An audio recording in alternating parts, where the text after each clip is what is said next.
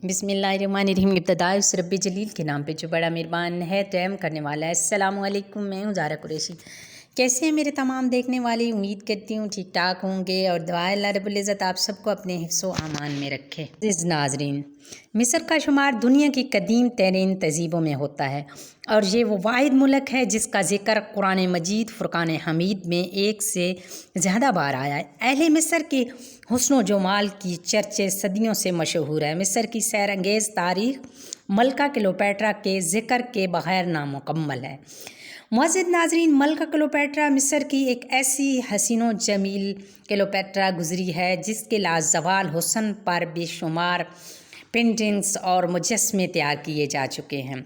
वो कई नावलों, अफसानों और कहानियों का मौजू बन चुकी है और उस पर हॉलीवुड समेत दुनिया भर में फ़िल्में बनाई गई हैं जिनमें उसके किरदार एज़ेल टेलर, सोफिया लॉरेन हसीनाओं ने अदा किए। मुअज़्ज़िज़ नाज़रीन, मलका क्लियोपेट्रा जिससे तारीख़ हुस्न की देवी, बेवफ़ाई की अलामत और ज़रीली नागन जैसे अलक़ाबात दिए गए हैं, मगर आज की वीडियो में हम आपको बताएंगे कि दुनिया की पहली सेलेब्रिटी मलका क्लियोपेट्रा दरहकीकत कौन थी। अपने सगे भाइयों से शादी करने वाली मलका क्लियोपेट्रा ने ख़ुद को सांप से डसवा कर ख़ुदकशी क्यों की थी और मलका क्लियोपेट्रा ज़िंदगी के हैरान कुन हक़ाइक़ पर रोशनी डालेंगे। मगर आगे बढ़ने से पहले अगर आप हमारे चैनल पर नए हैं तो इस्लामी वज़ाइफ विद ज़ारा कुरैशी को सब्सक्राइब कर लें ताकि आने वाली हर मालूमाती और इस्लामी स्टोरीज़ आपको मिलती रहे। वीडियो पसंद आए तो लाइक भी कर दें।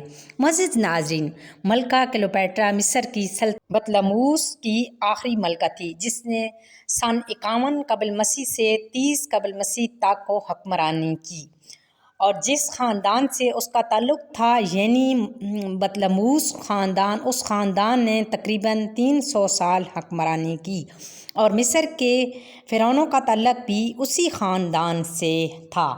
कदीम मिस्री तारीख़ में क्लियोपेट्रा नाम की 7 मलकाएँ गुज़री हैं। उनमें से सबसे ज़्यादा शोहरत 7वीं मलका ने हासिल की जिसकी वजह से उसका बेपनाह हुस्न और पुरवकार शख्सियत थी। मुअज़्ज़िज़ नाज़रीन, क्लियोपेट्रा मिस्र की वो शोहराए आफ़ाक़ फ़िरौन मलका थी जिसके होश रुबा हुस्न और क़यामत ख़ैज़ जवानी की वजह सल्तनत रूम नामवर जर्नैलों ने खाके खून में रंग का अजीम व शान सल्तनत को हमेशा के लिए सफ़ाए हस्ती से मिटा दिया। कुदरत ने उसे दिलकश हुस्न और जादू शख्सियत से नवाजा था। मौरख़ीन के मुताबिक वो हुस्न की शाश्ती और ज़हानत और जादू हथियारों से लैस पुरअसरार और अयार औरत थी जो सल्तनत पर कब्ज़ होना चाहती थी। नाज़रीन इकराम, तारीख़ में फ़िरौन के किरदारों और रवायत के मुताले के बाद क्लियोपेट्रा शख्सियत और अंजाम का तज्ज़िया कदरे मुख्तलिफ है। नाज़रीन इकराम, क्लियोपेट्रा की शादी से भी कई कहानियाँ मंसूब हैं। कदीम मिस्री ममालिक में तमाम बादशाह ख़ुद को फ़िरौन कहलवाते थे और रवायत के मुताबिक शहनशाह अपनी सगी बहन से शादी करता था। क्लियोपेट्रा के 2 भाई थे, एक बड़ा और दूसरा छोटा। वो दोनों 13वें और 14वें फ़िरौन के नाम से जाने जाते थे। 51 कबल मसीह से बाप के मरने पर क्लियोपेट्रा का बड़ा भाई तख्त नशीन हुआ और उसने अपनी 11 सालाना बहन क्लियोपेट्रा से शादी कर ली। उसकी हलाकत के बाद छोटे भाई ने तख्ते ताज संभाला और उसने भी रवायत के मुताबिक अपनी उसी बहन से शादी की। क्लियोपेट्रा 18 साल की भरपूर जवान और खामन सिर्फ 13 साल का नाबालिग बच्चा था। 11 बरस की उम्र में बड़े भाई जैसे भरपूर मर्द के हाथों जिनसी खिलौना बनकर जुनून का आतिशफ़शां बन जाने वाली क्लियोपेट्रा के लिए 11 सालाना नाबालिग खामद उसकी फितरी तालीम में आग लगाने का मुअज़्ज़न बन गया था। एक नाबालिग खामद की नाअहल रफ़ाकत ने मलका क्लियोपेट्रा को जिनसी तस्कीन के लिए खूब से खूब मर्द की तलाश में सरगर्म एक ऐसी जिनसी हवस की पुजारी बनाकर रख दिया था जिसने फिर अपनी मौत को गले लगाने तक कभी पीछे मुड़कर नहीं देखा। कामसिन शायद बतलमूस जो बैक वक्त उसका छोटा भाई था और शोर भी تھا۔ اسی کے اقتدار کا دوسرا پرشوب اور امورائے مملکت پر گرفت انتہائی کمزور تھی، مگر کلیوپیٹرا کو حکومت کے تیسرے سال دیگر امرائے سلطنت کے بھڑکانے پر اس کے بھائی یعنی شور نے حکومت کا کلی اختیار اپنے ہاتھ میں لے کر جلاوطن کر دیا اور یوں وہ مصر چھوڑ کر شام میں پناہ لینے پر مجبور ہو گئی۔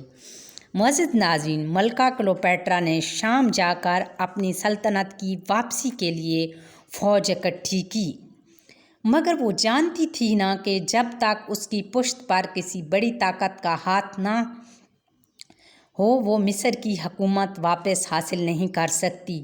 اس مقصد کے حصول کے لیے اس نے اس دور کی سب سے بڑی جنگی قوت روم کے شہنشاہ جولیس سیزر سے رابطہ کرنے کا فیصلہ کیا۔ کلیوپیٹرا کے معرکۂ عشق کا پہلا شکار بھی روم کا وہ شرائع آفاق حکمران جولیس سیزر جو پہلے بھی ایک بار اس کے بھائی یعنی شور اور اس کے ثالثی کے لیے مصر آیا تھا، مگر اس کے سیر انگیز حسن اور زلف کا اسیر ہو کر 2 سال تک مصر میں ہی مقیم رہا۔ کلیوپیٹرا حسین ہونے کے ساتھ ساتھ انتہائی شاطر اور چالاک بھی تھی۔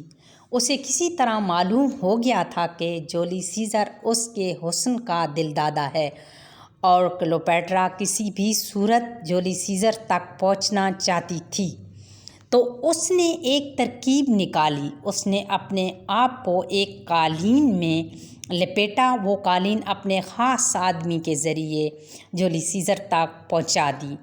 ایسا عین ممکن تھا کہ جولیس سیزر اس کو پکڑ کر اس کے بھائی کے سپرد کر دیتا اور وہ اس کو قتل کر دیتا، مگر کلیوپیٹرا کو اپنے حسن اور جولیس سیزر کی حسن پرستی پر اتنا اعتماد تھا کہ اس نے اپنا آخری پتہ کھیلنے کا فیصلہ کر لیا۔ جولیس سیزر کے سامنے قالین کھولا گیا، اس میں سے کلیوپیٹرا برآمد ہوئی تو اس نے کلیوپیٹرا کی طرف دیکھ کر قہقہا لگایا۔ کلیوپیٹرا کی توقع کے عین مطابق جولیس سیزر اس کی زلف کا اسیر ہو گیا تھا اور اس نے کلیوپیٹرا کے بھائی کے مقابلے میں کلیوپیٹرا کی حمایت کا اعلان کر دیا۔ معزز ناظرین، اس وقت جولیس سیزر مصر میں اپنے حریف پومپائی کے تعاقب میں آیا ہوا تھا، اس سے ختم کر کے اب وہ روم کا طاقتور ترین شخص بن چکا تھا۔ اسے فوری طور پر روم پہنچ کر وہاں کے معاملات سنبھالنے تھے، مگر اس نے اپنے آپ کو کلیوپیٹرا کی چاہت میں گم کر دیا۔ کلیوپیٹرا نے موقع پا کر اپنے بھائی کو بھی ٹھکانے لگوا دیا۔ اب اس کے راستے میں کوئی دیوار نہ تھی۔ ناظرین اکرام، بطلمیوس کا فرعون کلیوپیٹرا کے بھائی یعنی شور کی ہلاکت پر ملکہ کلیوپیٹرا نے خاندانی فرعون شہنشاہ کی تخت و تاج سنبھال کر خدائی کے دعوے دار فرعون اور روایتوں کے مطابق خود کو دیوی کہلوانا شروع کر دیا۔ حکومتی معاملات کے بعد وہ جولیس سیزر کے پاس روم پہنچی اور اس کے دل کی رانی بن گئی۔ اپنے سب سے بڑے حریف جنرل پومپائی کو شکست دینے کے بعد جولیس سیزر نے تخت روم سنبھالا تو ملکہ کلیوپیٹرا اس کی قربت اور دیگر پراسرار عزائم کے لیے روم میں مقیم ہو گئی اور یوں عملی طور پر مصر سلطنت روم کا ایک صوبہ بن کر رہ گیا۔ ناظرین اکرام، اس دوران روم کے شہنشاہ جولیس سیزر کو اپنی ہی ایک دوست نے قتل کر دیا تو ملکہ کلیوپیٹرا اس کے منہ بولے بیٹے اور نائب جنرل اینتونی سے تعلقات بنا کر اس کے 3 بچوں کی ماں بن گئی۔ عجیب بات یہ ہے کہ مار اینتونی نے بھی خوشی سے ملکہ کلیوپیٹرا کو اپنی دلہن بنا لیا۔ کلیوپیٹرا اینتونی کا یہ تعلق کچھ عرصے کے بعد دونوں کے درمیان جنگ و جدل کے سلسلے کا سبب بنا۔ جنسی ہوس کے لیے مصر سے روم تک بھٹکتی ہوئی ملکہ کلیوپیٹرا کی یہ تیسری اور آخری شادی تھی۔ کلیوپیٹرا میدان جنگ سے فرار ہو کر ایک خفیہ پناہ گاہ میں جا کر چھپ گئی۔ اس دوران اس نے اینتونی کے ایک دشمن سے بھی عشق کرنے چاہا مگر ناکام رہی۔ معزز ناظرین، نئی آرزو کی ہوس میں بے مرادی کے بعد اس نے جو بے وفائی کا کھیل کھیلا، اس کا نتیجہ صرف اینتونی کے لیے ہی نہیں بلکہ خود اس کی بھی عبرت ناک موت ٹھہرا۔ معزز ناظرین، مورخین کے مطابق اس نے اپنی ایک خادمہ کے ذریعے اینتونی تک یہ افواہ پہنچائی کہ کلیوپیٹرا نے دل برداشتہ ہو کر خودکشی کر لی۔ عشق میں مبتلا اینتونی نے اس افواہ کو حقیقت سمجھا اور تلوار سے اپنا سینہ چاک کر کے خودکشی کر لی، اور پھر اینتونی کی خودکشی کی خبر سننے پر پچھتاوے کی آگ میں جلتی ہوئی کلیوپیٹرا نے خود کو زہریلی مصری کوبرا سانپ سے ڈسوا کر خودکشی کر لی اور تاریخ میں بے وفائی کی علامت بن کر ہمیشہ کے لیے زندہ ہو گئی۔ معزز ناظرین، حسن و خوبصورتی کی شہکار ملکہ مصر کلیوپیٹرا ہفتم کے بارے میں کہا جاتا ہے کہ اس کی موت خود کو سانپ سے ڈسوانے سے ہوئی۔ تاریخ کی کتابوں میں اس سانپ کو مصری کوبرا سانپ کا نام دیا گیا ہے اور قدیم مصری تہذیب کے آثار میں بھی یہی کہا جاتا ہے۔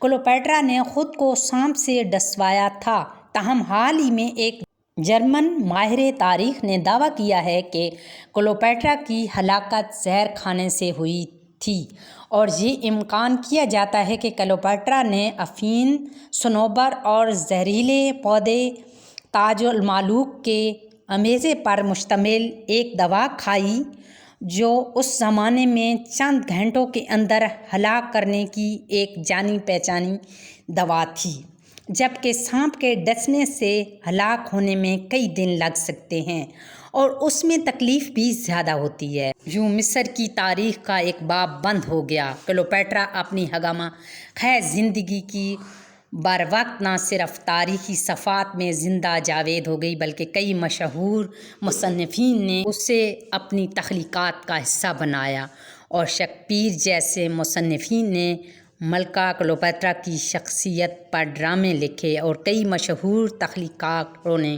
اس پر فلمیں بنائیں، اور نہ صرف آج کی مشہور کاسمیٹک برانڈ بلکہ شیشے کے سامنے کھڑے ہو کر اپنے ہونٹوں پر سرخی لگا کر اپنی خوبصورتی میں اضافہ کرنے والی ہر عورت ملکہ کلیوپیٹرا کی احسانمند ہے، کیونکہ تاریخ میں میک اپ ایجاد ملکہ کلیوپیٹرا نے ہی کی تھی، اور کرۂ ارض پر یہ پہلی عورت تھی جو اپنے ناخن اور ہونٹ سرخ کرتی تھی۔ امید کرتی ہوں کہ آج کی ویڈیو پسند آئی ہوگی۔ اسی امید کے ساتھ اجازت چاہتی ہوں۔ بہت جلد ملتے ہیں ایک نئی سٹوری، ایک نئی واقعات کے ساتھ۔ اللہ حافظ۔